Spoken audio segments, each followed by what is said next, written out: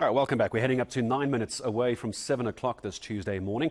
So we're all going to indulge a little bit in December, aren't we? Don't lie, I know you are. But then there's an opportunity to change your eating habits. Are you ready for Veganuary? It's vegan in January, if you will. A British non-profit organisation encouraging people to follow a vegan lifestyle for the month of Jan, all in a bid to promote healthy living and get more people to eat vegetables. So let's bring in ProVeg SA Africa, the official partner of the organisation and responsible for a significant number of sign-ups for the campaign. Well, ProVeg SA Director Donovan will joining us on the show this morning. Hello to you, Donovan. Good to have you on the show. Appreciate the time. Why do we want to go vegan for January? Good morning.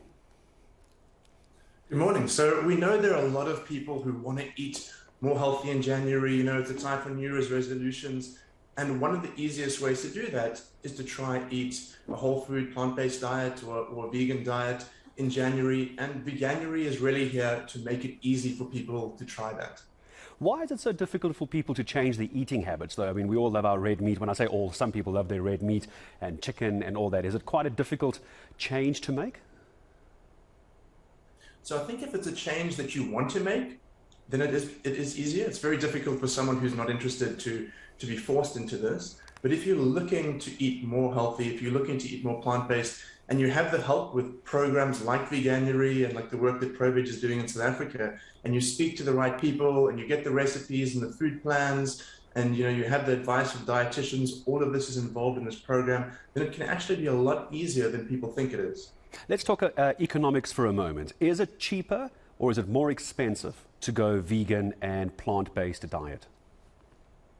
So that's a really good question, and there's a confusion because a lot of people see a lot of these fancy vegan products, the meat and cheese alternatives and the dairy alternatives, which are fantastic products, and a lot of them are, the cutting edge of food technology, but we don't need that to eat a healthy, sustainable diet. So if we look at the average consumer basket, when you go to the shop, meat and cheese and milk are some of the most expensive things in your basket. So if we're switching from meat to beans and legumes, we're saving money. If we're eating vegetables like potatoes and butternut and onions, we're saving money. So we can definitely save money by eating a whole food plant-based diet.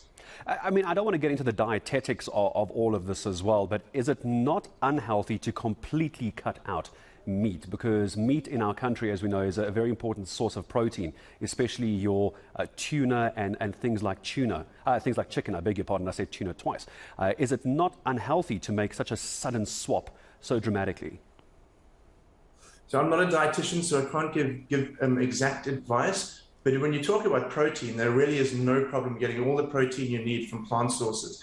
If you look in the animal kingdom, you've got elephants and rhinoceroses and hippopotamuses getting all the protein they need. Gorillas, some of the closest animals to us can get all of their protein needs, and so can we. We look at some of the top athletes in strength disciplines and in endurance disciplines. Many of them are plant-based, and the protein myth has definitely been busted. And there are a few things that you might want to make sure you're not eating, slub chips and fizzy drinks all the time. So you want to eat a variety of different foods, and you want to supplement B12. Other than that, everything you can get on a plant-based diet.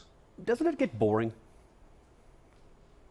So that's another thing that people are very surprised by. ProVeg is our 5 pros: pro-health, pro-animals, pro-environment, pro-justice, and the 5th pro is pro-taste.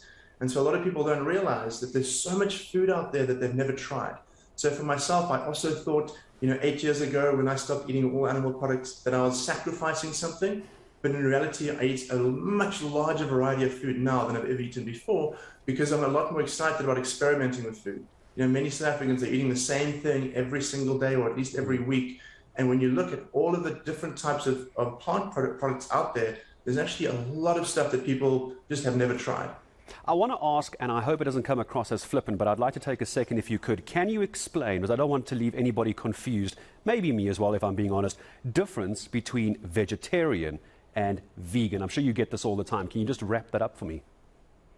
Yeah, that's a great question. And so vegetarians don't eat meat, and that's usually just meat. But with vegans, they'll go a step further from a dietary point of view. They won't eat anything that originated from an animal. So it includes cheese, milk, honey, and then also they won't use other products that come from animals. So they won't wear wool, and they won't wear leather. So anything that comes from an animal, they will try and, where possible, to not consume that product. So there could be another discussion at some point, I'm sure, where we're talking about animal rights, animal abuse, how animals are treated for the manufacturing of meat around the world as well. Maybe we'll have that discussion in Jan, Donovan, but for now, I see 600,000 sign-ups in 2022.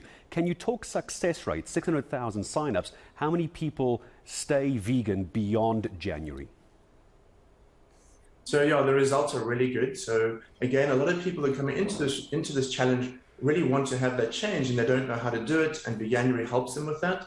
So when we look, it's upwards of 80% of the people who do the challenge have some change after the challenge. So, with ProVeg, we're not necessarily telling people you have to be vegan or you have to be vegetarian. It's about taking those steps in the right direction. So for some people, after the challenge, they will maybe just stick to 1 day a week and do green Mondays or meat-free Mondays. Some people land up being like weekend vegans or weekday vegans. And we're really just encouraging people to make those first steps in the right direction of eating more healthy, more sustainable diets. Okay, I've got a very quick tweet for you. You can respond to this as I say goodbye to you, Donovan. Kuban Tula messaging me on Twitter at Gareth Edwards SA. Please ask Donovan, will I lose weight if I go vegan? So you definitely can if you eat a healthy, whole food, plant-based diet. But if you're going to go out there and eat slap chips and fizzy drinks all day, then unfortunately it's not going to help you.